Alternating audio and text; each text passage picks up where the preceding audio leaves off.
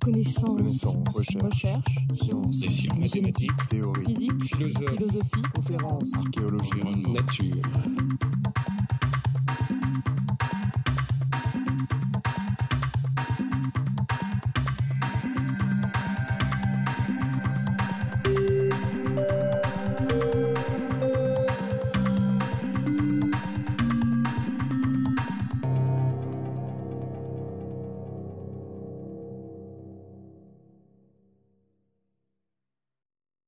Chers collègues, bonjour. Je voudrais aussi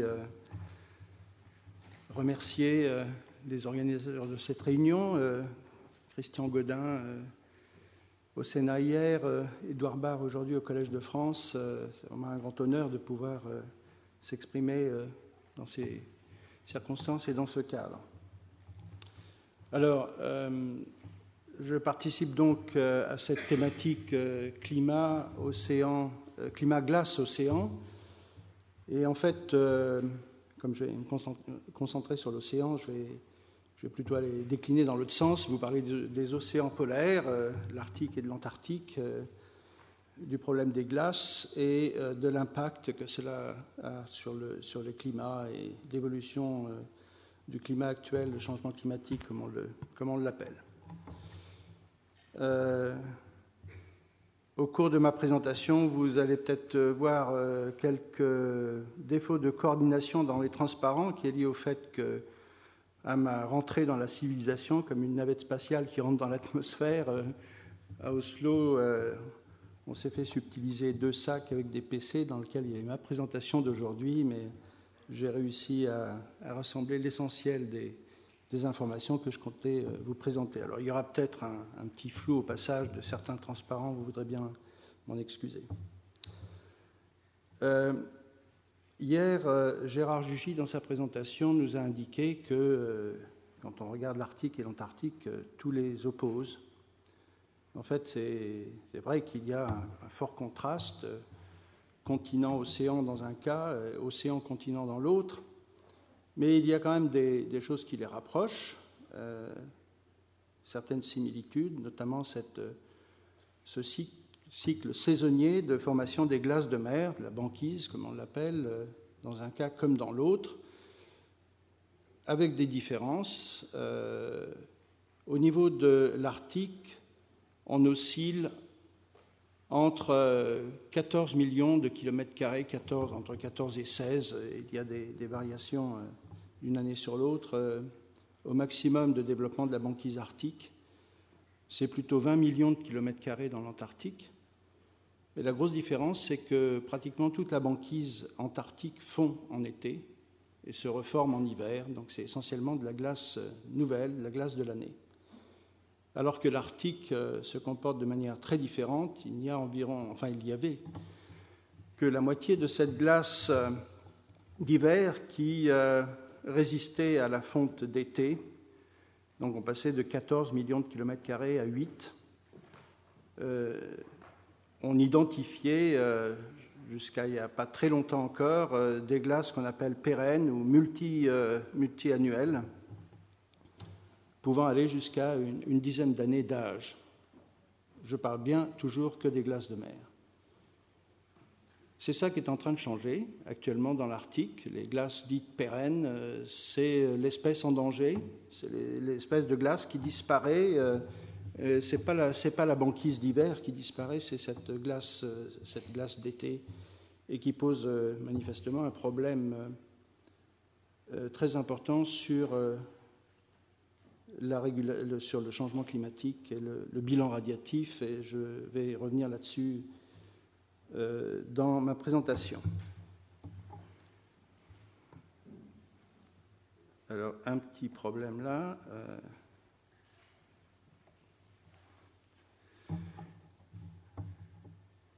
Voilà, donc je ne vais pas rappeler ce qui a été dit ce matin dans la présentation de Thomas Stocker et d'Édouard Barre.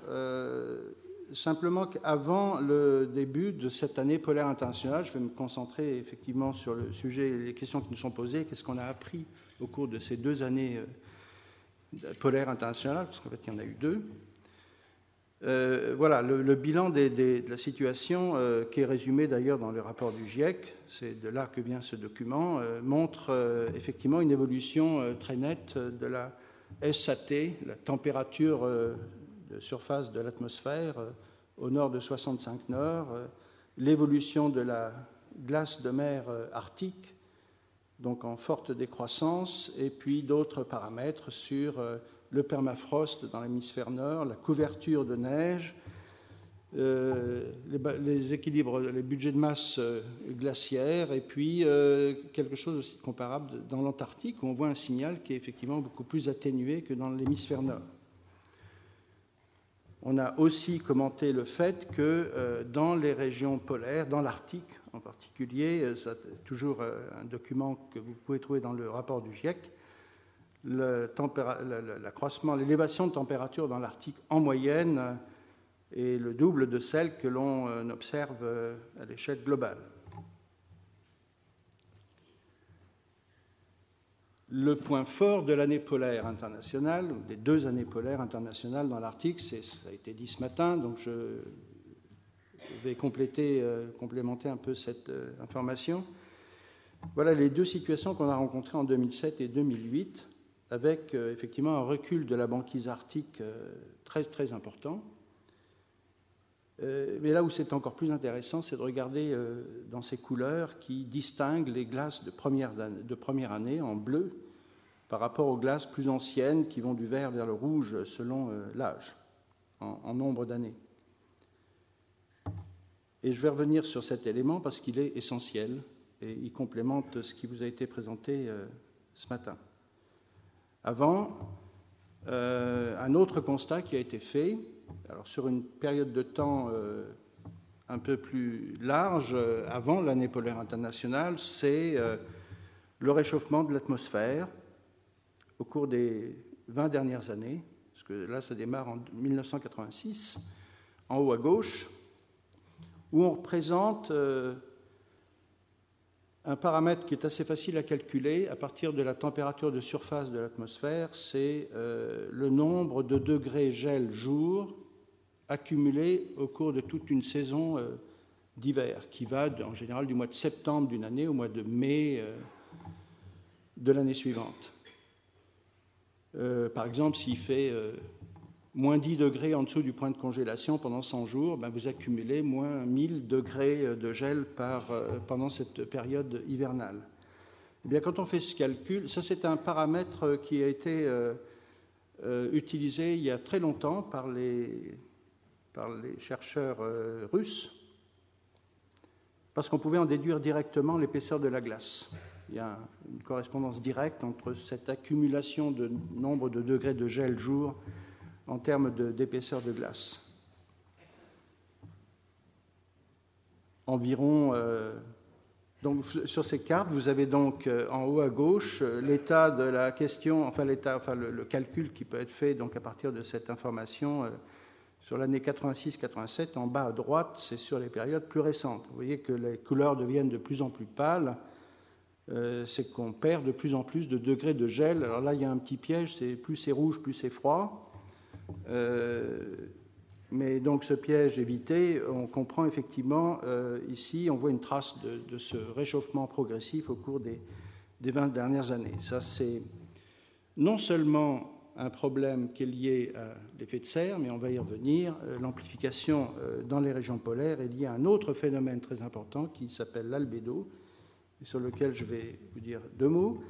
Mais avant d'en venir là, sur ce schéma, vous avez la traduction graphique des cartes que j'ai présentées tout à l'heure sur ces 20 dernières années écoulées, toujours ce paramètre d'accumulation des nombres de degrés de gel jour sur la période d'hiver, et là qui est réparti selon les surfaces sur lesquelles ce froid s'exerce, en millions de kilomètres carrés.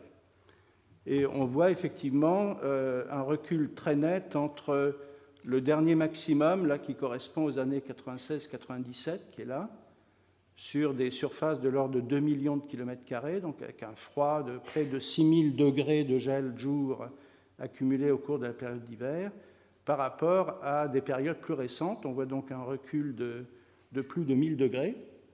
Et puis, d'une année sur l'autre, on voit aussi, par exemple, entre 2005-2006 et 2007-2008, il n'y a pas un recul de ce nombre de degrés de gel cumulé, mais il y a un recul de la surface sur laquelle ce froid s'exerce. Donc, c'est deux paramètres qui se combinent et on peut effectivement établir un index d'hiver en intégrant à la fois l'un et l'autre de ces deux effets, la surface et le niveau de froid. Et ça marche très bien. C'est un index qui peut nous mettre, qui est assez bien corrélé, le niveau de corrélation de 0,8 avec l'étendue de la glace au minimum d'été au mois de septembre suivant. L'autre effet, si l'effet de serre est un effet précurseur, l'albédo est l'effet amplificateur dans les régions polaires, et c'est résumé sur ce graphique très simple. Selon qu'on a de la glace ou qu'on n'en a pas, selon que la glace laisse place à l'océan libre de glace, au lieu de renvoyer dans l'espace 80% du rayonnement solaire incident, on l'absorbe. Et quand vous faites ça sur 1 million de kilomètres carrés, avec des constantes de l'ordre de grandeur de 100 watts par mètre carré, vous arrivez à des 10 puissance 14 watts, on est à 1/10 de pétawatt. C'est l'ordre de grandeur du transport méridien de chaleur par l'océan et l'atmosphère. C'est pas rien. Une autre surprise, ça a été indiqué aussi ce matin, qu'on a rencontré dans l'année polaire internationale, c'est ce recul majeur de la glace qui est représenté sur cette courbe rouge, là. C'est l'extension du minimum de glace en millions de kilomètres carrés en Arctique à la fin de l'été, donc fin septembre, où effectivement on a une chute. Ouais, il y a l'étoile qui s'est décalée là, qui doit être donc sur 2007, elle doit être quelque part par là. On voit effectivement des fluctuations interannuelles très fortes, et celle qu'on a observée pendant l'année polaire, elle n'est pas plus forte que celle qu'on avait observée avant. Par exemple, pendant l'année 96, la seule différence, c'est qu'au lieu d'avoir un bond vers le haut, ici, on a eu une chute de décroissance très forte. Mais en termes d'amplitude interannuelle, de variabilité interannuelle, on est dans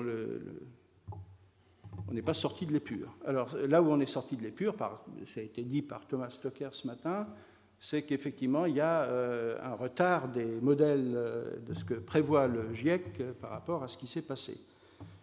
Donc ce qui s'est passé effectivement pendant l'année polaire internationale, ça nous a fortement surpris.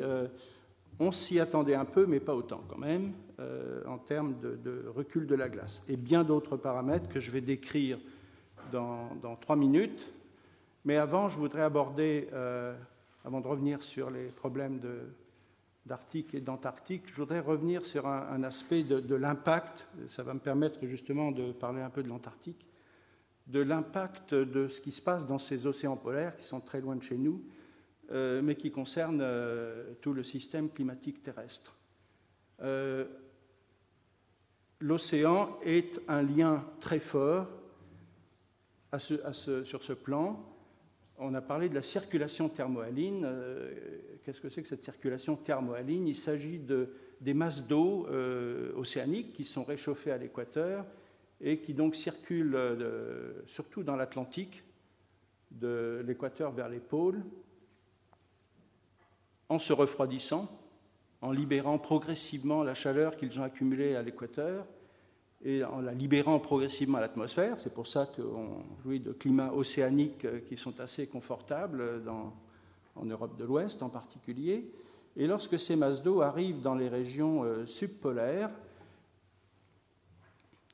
elles atteignent un niveau de densité tel qu'elles plongent et elles reviennent donc sur le fond de l'océan vers l'équateur, et c'est cette boucle de circulation qu'on appelle la circulation thermohaline parce qu'elle est gérée par des variations de température et de salinité qui agissent sur la densité. Alors là, un tout petit point de physique de base pour qu'on comprenne après les schémas compliqués comme ça. C'est que quand l'eau de mer se refroidit, elle se densifie, toujours. Et contrairement à l'eau douce, qui, après avoir passé 4 degrés, devient plus légère, il y a une anomalie avec l'eau douce, c'est pour ça que les lacs se comportent de façon très différente de l'océan. Un lac qui gèle, l'élément fluide qui est dans le lac, avant de se prendre en gel, est dans un état de stabilité remarquable, et l'océan, c'est exactement le contraire.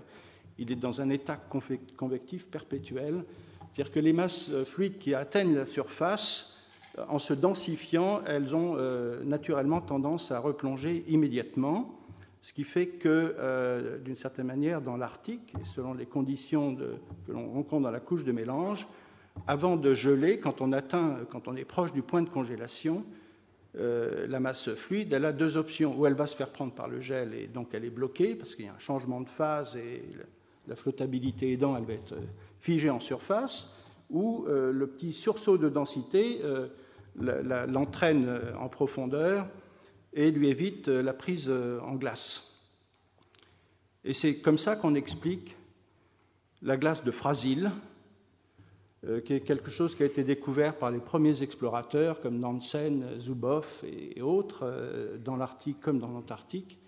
Cette glace de Frasil, elle vient du fait que, liée à cette convection perpétuelle, on trouve des masses d'eau super refroidies à quelques dizaines, vingtaines de mètres de profondeur, qui logiquement auraient dû se faire prendre en glace, mais qui ont échappé au gel par le processus que j'ai décrit tout à l'heure, sauf que si à cette profondeur, il y a un changement de pression qui peut être uniquement lié à un passage d'une dépression météorologique au-dessus de cette zone où se trouve de l'eau super refroidie, le saut de pression, la détente adiabatique va provoquer le changement de phase. Et à ce moment-là, vous allez avoir une formation de glace de Frasil, c'est-à-dire que la glace, elle va monter quand il y a changement de phase et que l'eau liquide devient solide.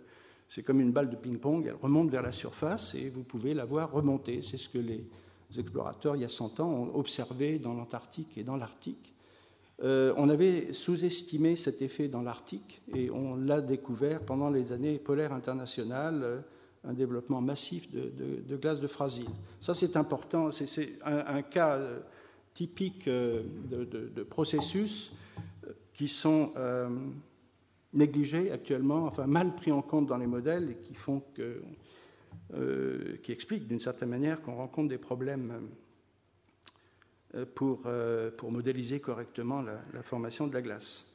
Donc là, pour revenir sur le schéma, on a ici des cellules de convection dans l'hémisphère nord comme dans l'hémisphère sud, surtout dans le secteur atlantique, donc dans la mer de Weddell qui est ici, dans les mers de Labrador, Groenland et Islande, qui donc explique ce retour des eaux refroidies, densifiées, oxygénées. C'est tout un système très important pour gérer tous les écosystèmes marins et donc qui contribue aussi à ce chauffage central qui est dominant dans le système climat terrestre. Dans l'Antarctique, ça a été dit aussi ce matin, mais j'insiste donc sur ce point, on a observé pendant l'année polaire internationale effectivement une fonte. Alors, le fait que dans l'Antarctique, la glace de mer, comme je l'ai dit avant, disparaît complètement en été, n'est plus un élément d'appréciation du changement climatique, comme ça l'est dans l'Arctique. Par contre, dans l'Antarctique, ce qu'on voit, c'est jusqu'où ce changement climatique, ce réchauffement, peut affecter la glace qui s'est accumulée sur les continents, qui est une glace complètement différente de la glace de mer. Et c'est ce que transcrit, c'est ce qu'indique ce schéma. Donc, c'est une étude conduite par Éric Rignot, qui est un chercheur français qui travaille en Californie. Et donc, on voit effectivement des bilans négatifs, des bilans de masse négatifs sur la péninsule antarctique et aussi dans tout le secteur de l'Antarctique de l'Ouest, en mer de Bellinghausen et mer d'Amundsen ici. On voit effectivement les effets du réchauffement climatique de manière très appréciable. Je peux aussi vous rapporter des éléments qui ont été communiqués lors d'une conférence, une Gordon Conference à Lucca, en Italie, il y a moins d'un mois, par une chercheure américaine, donc, qui a étudié de manière très précise le démarrage de la période de fonte et le retour de la période de gel au cours des 20 à 30 dernières années, où on voit effectivement des états de réchauffement qui sont aussi marqués qu'en Arctique, dans toute cette région de l'Antarctique. Ça, c'est aussi un apport donc récent au cours de l'année polaire internationale. Avant de revenir sur l'Arctique aussi, je voudrais indiquer les impacts sur les écosystèmes marins.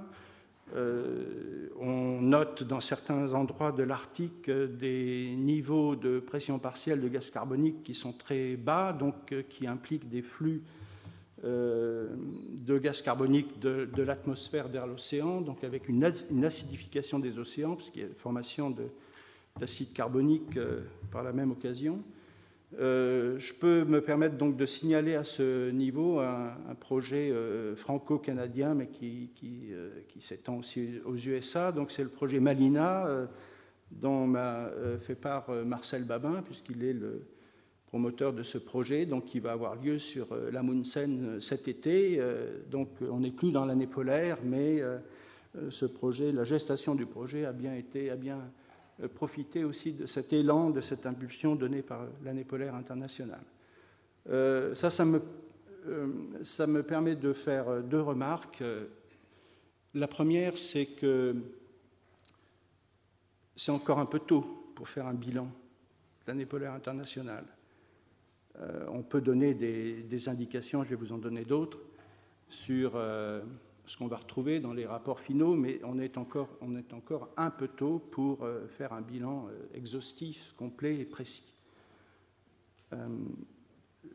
Il va y avoir cette année, en novembre, un symposium à Bruxelles, un mois précisément avant la réunion du COP 15 à Copenhague, avec l'idée de transmettre des messages clairs sur un certain nombre de résultats. J'en ai évoqué certains et je vais continuer à vous en présenter d'autres. Il y a ce symposium qui aura lieu 10, 11 et 12 novembre, dans un cadre très international pour réellement commencer à tirer des bilans complets et précis. Il y a une autre réunion dont j'ai eu connaissance il y a 2 jours, qui est organisée donc aux États-Unis. Ça sera vers la mi-mars par le groupe Search, qui s'occupe des études de changement climatique en Arctique. Et puis la réunion dont on a eu aussi dont on a entendu parler hier, qui aura lieu à Oslo au mois de juin de l'année prochaine, qui sera réellement la réunion scientifique de clôture de l'année polaire internationale en termes de bilan. Donc un peu de patience pour les résultats complets. Donc pour Et l'autre remarque que je voulais faire, oui, c'est la suite, ça a été dit aussi ce matin et hier, c'est qu'on se trouve dans une année polaire internationale fortement marquée par le changement climatique. Et vous comprenez bien qu'on ne va pas attendre 25 ou 50 ans pour reprendre le sujet. Donc il va falloir trouver un mode d'organisation. On a parlé de systèmes d'observation pérennes hier, on va continuer à en discuter pour essayer de prolonger l'effort dans un contexte peut-être un peu différent de ce qu'on a fait dans l'année polaire internationale, mais on ne va pas pouvoir s'arrêter ou attendre 25 ans de savoir ce qui se passe. Au sujet de Malina, d'ailleurs, ça me permet de dire que il y a des projets qui sont très similaires. Je signale le projet Rusalka, russo-américain, qui va avoir lieu cet été, donc en même temps que Malina, et un autre projet ATP, Arctic Tipping Point, qui est financé par l'Union européenne, donc plutôt dans le secteur européen de l'Arctique.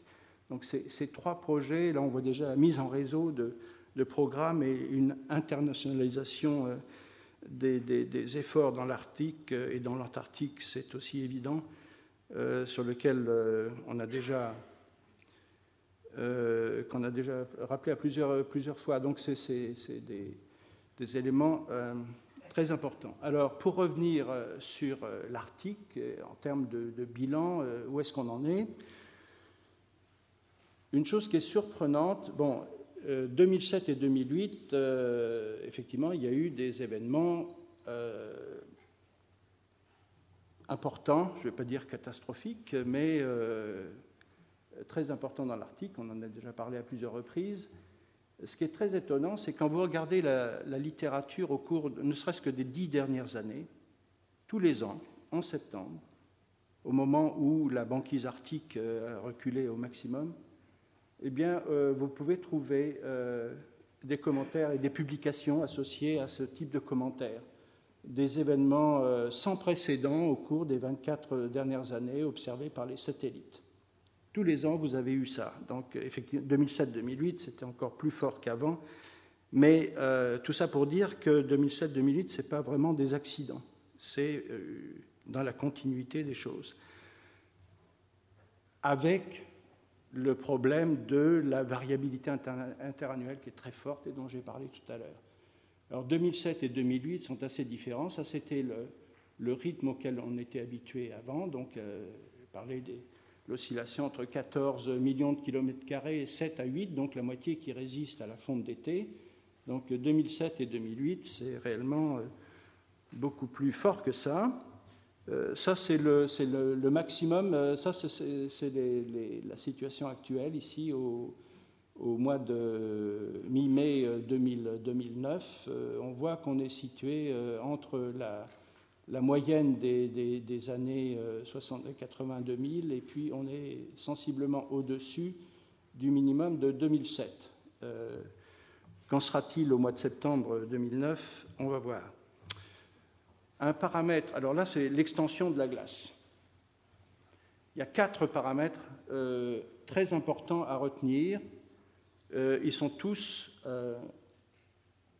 aucun n'est indépendant de l'autre. L'extension, là je vais parler de la vitesse à laquelle se déplace la glace, qui a fortement accéléré, parce que vous voyez sur ce graphique, on représente la dérive d'une plateforme, donc c'était le bateau Tara, entre septembre 2006, il avait été mis dans la glace ici, pas très loin d'où avait été mis le Fram en 1894 avec Fridtjof Nansen. Et donc en un an, en septembre 2007, le navire Tara était arrivé par ici. Et un certain nombre d'autres bouées, plateformes qu'on avait déployées sur la glace avaient fait la même chose. Et vous comparez avec le Fram qui lui a mis 3 ans pour faire sa trajectoire noire. Quand on regarde, quand on inclut maintenant une dérive après la dérive de Tara, c'est la station dérivante russe NP35 qui a été mise en place ici parce qu'on ne trouvait pas d'autres morceaux de glace pour installer le camp en 2007, au moment de ce recul considérable de la banquise, a dérivé en 10 mois pour aller de ce point à ce point-ci. Donc si on élimine la première année de dérive du Fram, vous pouvez comparer 2 ans à 10 mois. Donc il y a une accélération pratiquement du simple au double des vitesses de déplacement de cette banquise. Il faut dire que, comme on va le voir sur le paramètre suivant, l'épaisseur ayant diminué, cette glace est devenue plus mobile. Il y a des travaux d'ailleurs qui sont en cours de publication par les chercheurs du LGGE sur ce sujet. Ça a pas mal dérangé tout le planning le schéma, le dispositif expérimental des projets arctiques qui se sont déroulés dans le cadre de l'année polaire internationale, comme révélé sur ce graphique. Vous avez ici une simulation de 19 plateformes. Alors c'est un modèle, donc c'est une simulation qui donc indique au bout d'un an toutes ces plateformes qui apparaissent avec des cercles ici au début de la dérive, arrivent sur les croix un an plus tard. Donc ça, c'était lié à ce que l'on savait de la dérive des glaces dans l'Arctique. Eh bien, au lieu de cela, le bateau Tara, par exemple, au lieu d'être ici en septembre 2007, s'est retrouvé là, donc à une distance 2 à 3 fois plus éloignée de son point de départ. Alors ça, c'est c'était l'extension, la vitesse de dérive. Maintenant, un autre paramètre important qui est couplé aux 2 précédents, c'est l'épaisseur de la glace. Alors ça, c'est quelque chose que l'on savait avant l'année polaire internationale, puisqu'il y avait eu des patrouilles de sous-marins nucléaires américains pendant le milieu des années 90, donc équipés avec des sonars sondons la glace par en dessous, et on voit effectivement entre la période 58-76 en bleu et ces sondages par sonar à visée verticale en 93-97, un changement assez radical de presque du simple au double. Alors maintenant, on en est au simple au double, entre des épaisseurs de glace de 3 mètres ou plus, et maintenant, on en est réduit à peu près à la moitié. Et là, c'est peut-être le plus important des 4 paramètres que sur lesquels je voulais attirer votre attention, c'est l'âge de la glace, sans entrer dans trop de détails, entre la glace de l'année et puis les glaces qui ont résisté à une fonte d'été. Il y a ces glaces de mer, quand elles subissent la fonte d'été, leur structure change complètement. Et on voit ça très bien avec des diffusiomètres, ce qu'on appelle les scatterometers en anglais, qui sont sensibles à l'état, à la rugosité de la glace, à son contenu en sel, donc un certain nombre d'éléments de microscopie du cristal de glace. On voit très bien donc sur le signal de rétrodiffusion, de backscatter, si on a affaire à une glace jeune ou à une glace plus ancienne, au moins de 2 ans, et c'est ce que cette carte indique. Et vous voyez, entre 2007 et 2008, il y a pratiquement moitié moins de glaces pérennes, de glaces qui ont résisté à au moins une fonte d'été. Et par contre, en 2008, ce qu'on n'a pas eu en 2007, il y a on récupère un peu de glace de l'année, qui va devenir une glace de seconde année, puisque cette glace, on est en septembre ici, et cette glace ne va pas fondre, elle va bien rester en place, et vous voyez, sur une surface pratiquement équivalente à l'autre. Alors, ça voilà. Donc là, il y a des chamboulements dans le transparent, mais je pense qu'il y a quand même l'essentiel. Ici, c'est une étude, c'est toujours sur le même sujet. Alors là, vous voyez, on était en 2002, vous voyez l'étendue des glaces pérennes, des glaces pluriannuelles, par rapport aux glaces jeunes qui sont en bleu. Et sur ce graphique, vous avez... là, il faut que je passe un petit peu de temps là-dessus, parce qu'on est au cœur du problème. Là. Après, on va arriver aux conclusions rapidement. Ici, vous avez sur les croix bleues le rythme, l'évolution dans le temps de cette glace pluriannuelle qui est située ici en couleur orangée. Donc, c'est quelques millions de kilomètres carrés. Je ne sais pas si vous arrivez à lire les chiffres ici. C'est par millions de kilomètres carrés l'échelle ici, sur une dizaine d'années d'observation avec ERS, le satellite européen ERS-1 et ERS-2. Donc vous avez l'évolution, c'est un peu comme un électrocardiogramme. Là. C'est la fuite des glaces pérennes donc, qui s'écoulent, qui sortent de l'Arctique par le détroit de Fram. Et donc on voit cette perte en millions de kilomètres carrés chaque hiver. Et donc au moment de l'été, vous sautez ici de la fin de l'été au début de l'automne, là où la période de gel recommence.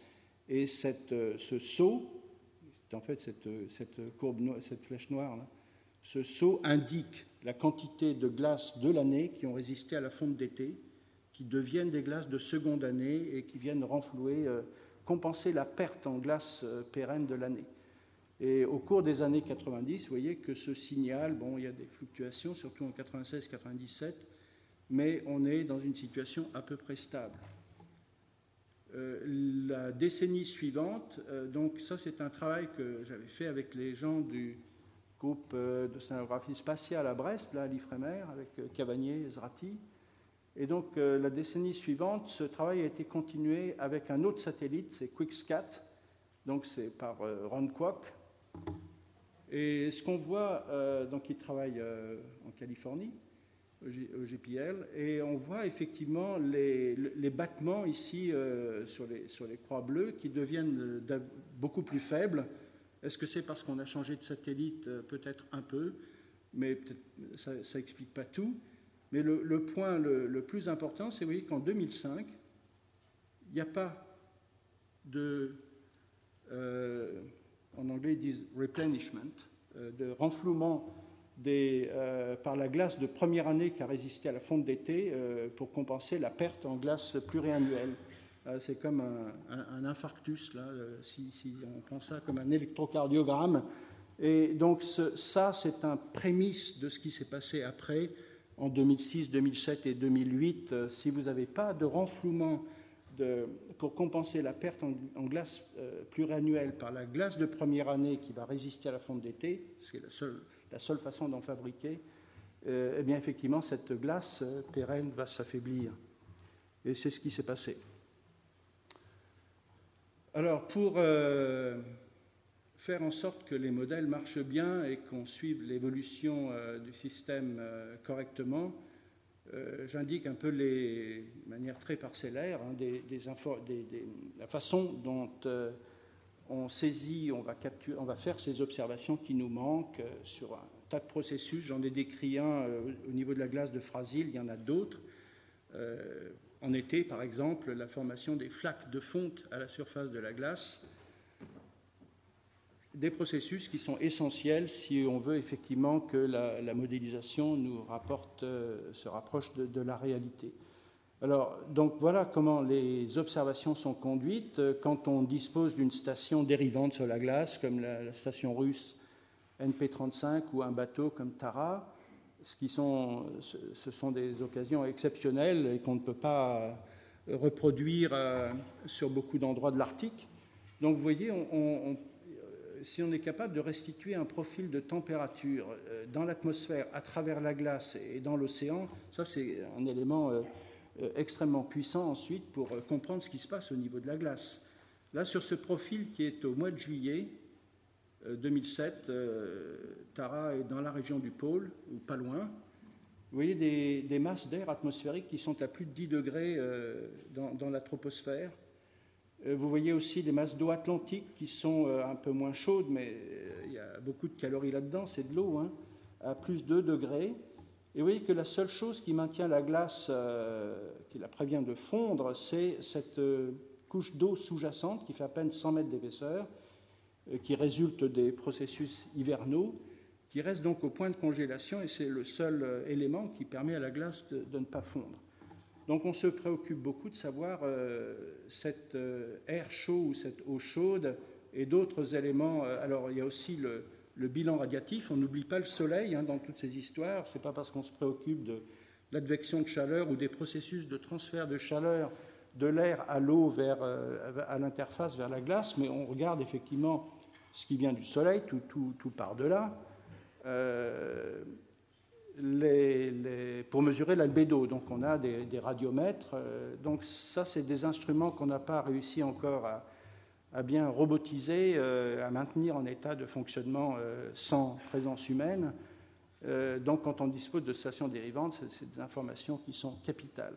Alors l'albédo, là, sans entrer dans trop de détails, ce n'est pas uniquement le pouvoir de réflexion de la glace qui, d'ailleurs, est recouverte de neige, donc il faut déjà savoir l'état de la neige, mais c'est aussi aux traversées de l'atmosphère, tout ce qui se passe, les aérosols, la pollution atmosphérique. Donc il y a des projets qui s'attachent à surveiller tout ça. Il y a Polar 4, en particulier, la chimie atmosphérique a un rôle, les nuages, l'effet des nuages aussi sur ce bilan radiatif est essentiel pour savoir ce qui passe à travers l'atmosphère et ce qui est renvoyé dans l'espace. Alors, ça, c'est quand on dispose de systèmes de plateformes dérivantes, on peut accéder à ces informations capitales. Il y en a une autre que je n'ai pas signalée, ces éléments, ces sondes dans l'océan qui mesurent non seulement la température mais la salinité, révèlent aussi la présence de la halocline, ça a été montré sur un graphique ce matin, qui est beaucoup plus proche de la glace et qui est une autre barrière qui permet à la glace de résister à la fonte d'été. Donc au niveau de la robotisation, parce qu'on ne peut pas être en station dérivante tout le temps, il y a eu un effort énorme qui a été fait pendant cette année polaire internationale pour développer ces systèmes qui peuvent capter ces informations de manière automatique, donc avec des flotteurs sous-marins équipés de sonars à visée verticale pour mesurer l'épaisseur de la glace par en dessous, un peu comme un sous-marin. Les profileurs qui permettent ici de révéler les variations de température et de salinité de la surface jusqu'à une certaine profondeur, et puis ensuite des planeurs sous-marins qui commencent à faire beaucoup de travail dans l'océan libre de glace, mais là on les a adaptés à travailler sous la glace, donc sans moyen de communication avec les satellites. Le satellite reste bien entendu aussi un élément essentiel dans tous ces dispositifs. Et sans entrer dans trop de détails, donc il y a cette robotisation-là qui nous permet de capter l'information de façon lagrangienne, disons, tout ça, ça se déplace avec la glace. Et il y a aussi des dispositifs à la périphérie de l'Arctique, dans les passages comme le détroit de Fram, ou à la périphérie de l'Arctique, où on dispose d'engins qui sont mouillés sur le fond de l'océan et qui font les mêmes mesures. Là, la seule difficulté avec ces systèmes mouillés sur le fond, c'est qu'en général, il n'y a pas de relais en surface, donc l'information, elle est retardée, ce qui est un problème quand on a besoin de faire des acquisitions en temps quasi réel pour suivre l'évolution d'un système aussi compliqué. Il faut des satellites, il faut des plateformes dérivantes, il faut des instruments robotisés, là, comme j'en ai présenté certaines, et puis il faut aussi les brise-glaces. Ici, vous avez une armada de brise-glaces, c'est assez remarquable, donc ça caractérise bien l'impulsion, le stimulus qui a été donné pendant l'année polaire avec ici le Polarstern allemand, le Louis Saint-Laurent canadien, l'Académie Fedorov russe, le chinois, le Xilung, l'Oden suédois, capitaine Dranitsin de Russie, aussi le KV Svalbard ici pour la Norvège. Il y avait un point commun à tout, en dehors du fait que le stimulus de base étant l'année polaire internationale, il y avait un lien commun à tous ces bateaux. Et là, je vais venir sur l'aspect international. C'était le projet européen Damoclès, donc financé par l'Union européenne dans le cadre du 6e programme cadre de recherche et développement, avec tous ces pays coordonnés par la France et qui ont réussi à développer des relations très officielles avec les USA, le projet Search. Donc on a établi une action spécifique Search pour Damoclès, donc pour développer des actions et tout aussi bien avec la Russie, la Chine, donc pour participer à leur mission Chinare 2008 sur le Xilung, le Canada donc avec le réseau ArcticNet, le Polar Shelf Project, et puis le Japon. Cette coopération internationale, donc, elle est à la base aussi de l'interaction qui a pu se développer à travers toutes ces actions ponctuelles, mais en tissant le lien autour de tous ces opérateurs, on arrive à boucler la boucle, à faire face aux défis majeurs que pose ce genre d'investigation. C'est pas facile de pouvoir être présent dans les endroits très critiques de l'Arctique. Et je vais conclure là-dessus. Le transparent de conclusion, il est resté à Oslo, dans le calculateur qui est parti, mais je vais revenir sur ces aspects de coopération internationale qui me paraissent essentiels. En fait, ceci était pour l'illustrer. Le fait qu'au niveau des... donc, ce qu'on peut dire sur le système climatique en Arctique, le régime est sans aucun doute désormais dans une phase de transition où il semble qu'on va assister à un Arctique qui va se comporter au niveau de la banquise comme l'Antarctique, c'est-à-dire que la glace de mer va avoir tendance à disparaître de plus en plus à la fin de la période d'été. Elle ne va pas disparaître en hiver, elle se reformera, mais ça va introduire un changement capital dans le bilan radiatif du système Terre. qui va donc déclencher un certain nombre d'autres impacts. J'en ai décrit certains, mais on en a parlé aussi, je ne vais pas revenir dessus, avec la glace sur le Groenland, la glace de la péninsule antarctique et tout ce qui se passe sur l'Antarctique de l'Ouest. Le permafrost aussi dans l'hémisphère nord, donc sur toute la Sibérie, qui est très exposée à ces effets de réchauffement. Je vous signale un papier de Lawrence et d'autres auteurs qui signalent que l'avancée du front ou la descente vers le sud du front polaire, donc qui contribue à faire fondre une grande partie du permafrost sibérien, est très vraisemblablement liée à ces reculs de banquise en été. Les anomalies thermiques qu'on observe dans le courant de l'automne, qui sont à leur maximum, sont de l'ordre de plus 7 à 8 degrés au-dessus des moyennes saisonnières. Et c'est cet effet-là qui semble donc se répercuter sur la partie terrestre de l'Arctique, donc avec les implications sur le permafrost. Voilà, je crois que je vais m'en tenir là et vous remercier de votre attention.